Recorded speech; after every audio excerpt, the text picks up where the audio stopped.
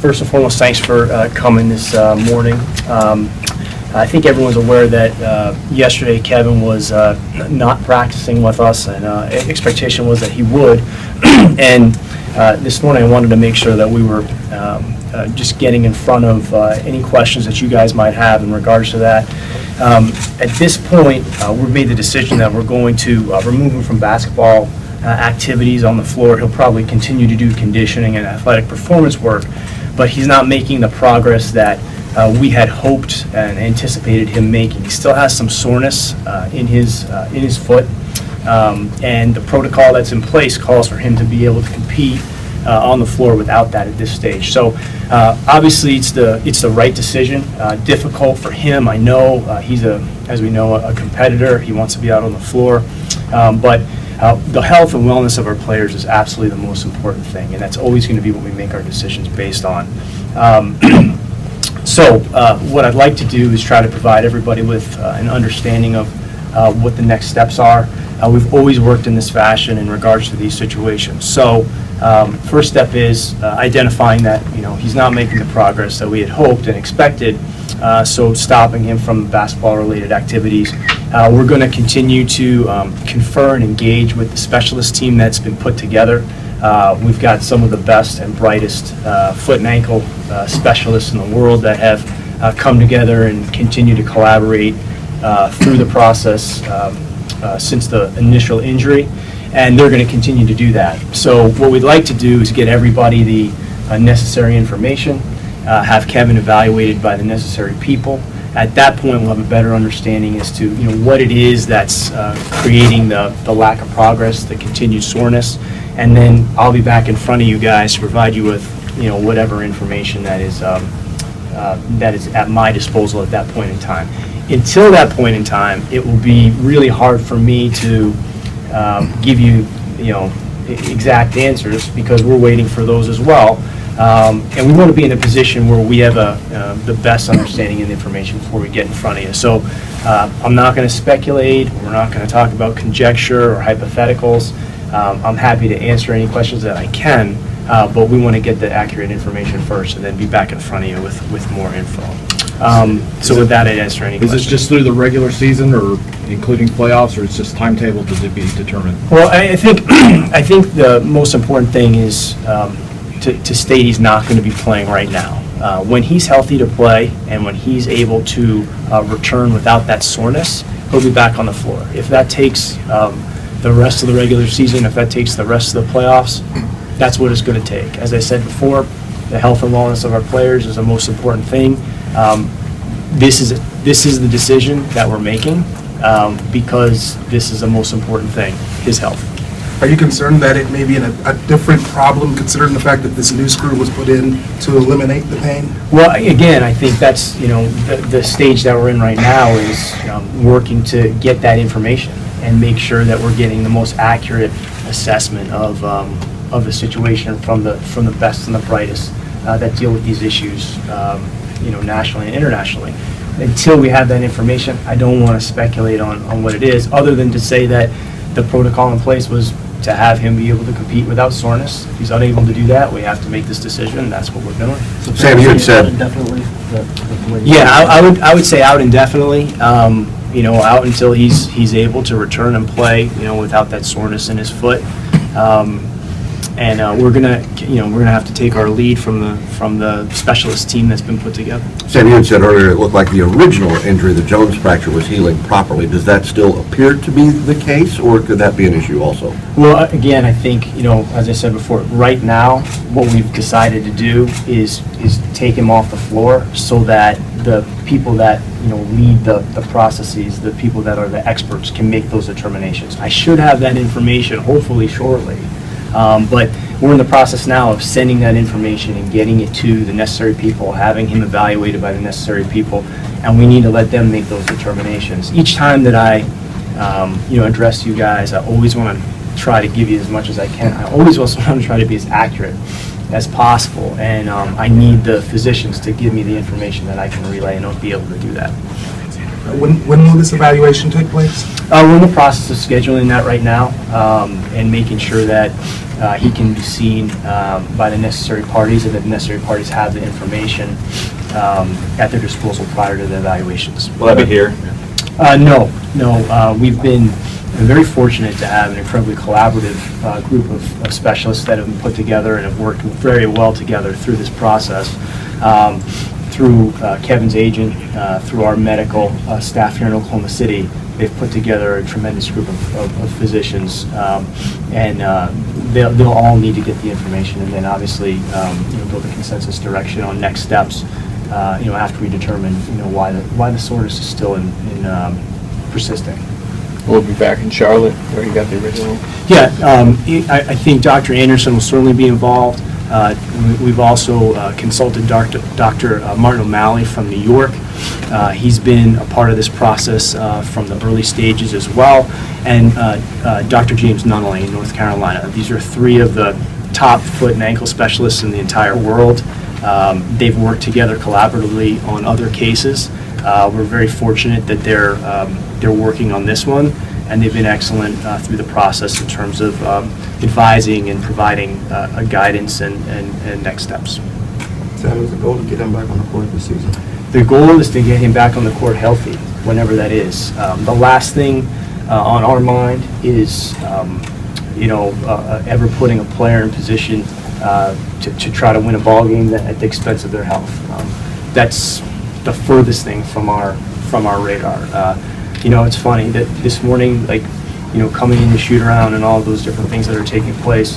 I know we play a game tonight, but that's not where my focus is right now. My focus right now is on making sure that we're being diligent, methodical, very evidence-based, and staying true to the process that's been put in place. And that's what we're doing. And as difficult as a decision it is, I think, for Kevin, just because I know how competitive it is and how much he wants to be on the floor, we have to do the right thing here and make sure we're getting all of the information, it's being assessed accurately, and then we're determining what's going to put him in the best position to go forward as a basketball player.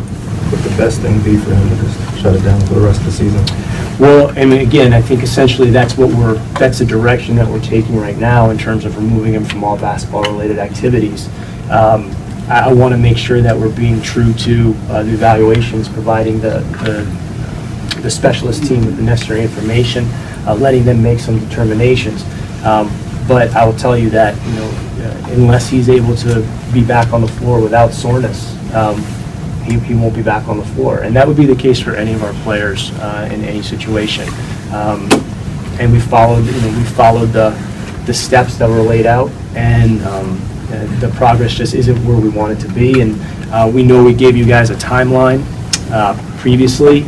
We did that for a reason, but we're not going to be married to the timeline. The timeline's inconsequential, and for us, it's about getting this solved, doing it in an efficient way, and in a way that's going to put him in the best position going forward. How's he doing? I think everybody here knows him. I've been around him for 8 years, and he's one of the most competitive people that I've been around. At the same time, he's also a very intelligent person. He understands that we have to do what's best for him. We have to do what's best for his health, and make sure he's getting the best treatment, the best care that we can possibly provide him. And his representation has been excellent through this as well. They understand that we have to work in concert to get the correct answers, and that until we get those, we're just not going to be in a position to put him back on the basketball floor. And we have a lot of confidence in the group that we have. We have a lot of confidence in our team, and they're going to move forward. But I know Kevin will be with them as he has this season when he hasn't been able to be out on the floor, leading and being supportive of everybody. Sam, how do you categorize this season, or what do you file it away given all the injuries and unfortunate things that you guys have had happen to you? Well, the first thing I'd do is I'd wait for the season to conclude itself. And that's one thing we've always done. We need to wait for our entire season to play itself out. We're in a great position right now to control our own destiny. We set out to be a playoff team that could then impact the postseason. that's still within our reach. I've got a tremendous amount of confidence in the guys in our locker room and our coaching staff. I think we have a better understanding as to what drives our success.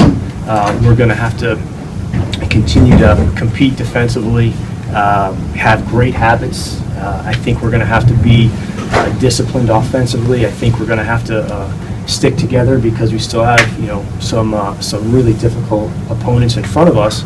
But the measure of this team is going to be, what we accomplish, after 82 games and knowing where we stack up, and we're still far from that. So, day-by-day approach that we've enlisted since we arrived here in 2008 is, we're fully engaged in that right now, and for good reason, because when you go through these things in the NBA, if you want to be an elite team or a sustainable organization, a sustainable program, you're going to have to navigate the unexpected and the unforeseen. And I'd like to think that the fact that we're still in position to strike and control our own destiny, is an indication that we're on the right path, but we have to finish the job. And I have a lot of confidence in the group. How has Scott Brooks performed this season, given everything that's happened around him? Well, I think Scotty, has certainly had a lot of different things to juggle. I'm sure there have been other coaches that have had different situations like this in the past. I can't think of them off the top of my head, but it's not easy when you've got a lot of guys in and out of lineups. I think he's done a really, really good job of managing that, of integrating new players that we've added. That's not an easy thing to do either. I think he's been steady the way that he has been over the years, and that's one of the great things about Scotty is, you know what you're going to get. He's going to come in each day. He's going to do the job. He's going to lead the team. He's going to have a clear idea as to what it is that is going to drive our success. And I think he deserves a lot of credit for navigating some of these things. And I think that, looking forward here as we go down the stretch, I think he's going to continue to do what he's done, which is, put our guys out there in a position to be successful regardless of who's on the floor, where we're playing, when we're playing, and really have the focus be on how we're playing. And I think he deserves a lot of credit. Sam, any update on Sarge's progress since his surgery? Saw him this morning briefly. He's doing, he's moving around all right. We've been through, over the years, these types of cleanups in the past. Guys are, moving around remarkably well, early on. But it's again, there's a set of return to play steps that need to take place for him. He's in good spirits. I think he understands that, we found ourselves in a position where that was the necessary decision, and I think he's optimistic about getting back on the floor, healthy and feeling better than he did the last time because of the swelling. And it's his ankle. He's not going to be able to play this evening. I think we're going to see kind of how he responds in the next 24, 48 hours. As I said before, listen, injuries are part of sports. Injuries are part of competition, and how we deal with them and how you manage them, competitively, that's part of the measure of any team. And, we'll be without Ennis tonight, but, we've seen some really, really good things out of guys like McGarry, that's been pressed into duty. And, we've always looked at things from an optimistic standpoint. We feel like we've got a pretty deep team, pretty versatile group of guys. I think we've got a group of guys that are really aligned and connected to try to play Thunder basketball. And fortunately for us, we've got a great group of fans that, help inspire that thought process and help inspire that resiliency and the optimism that exists in Oklahoma City. So, I'm excited to see our team play. And hopefully we'll have Ennis back out there soon. But the most important thing is how we're playing and our approach to the game. I've got total confidence in the guys that we're going to be ready to go.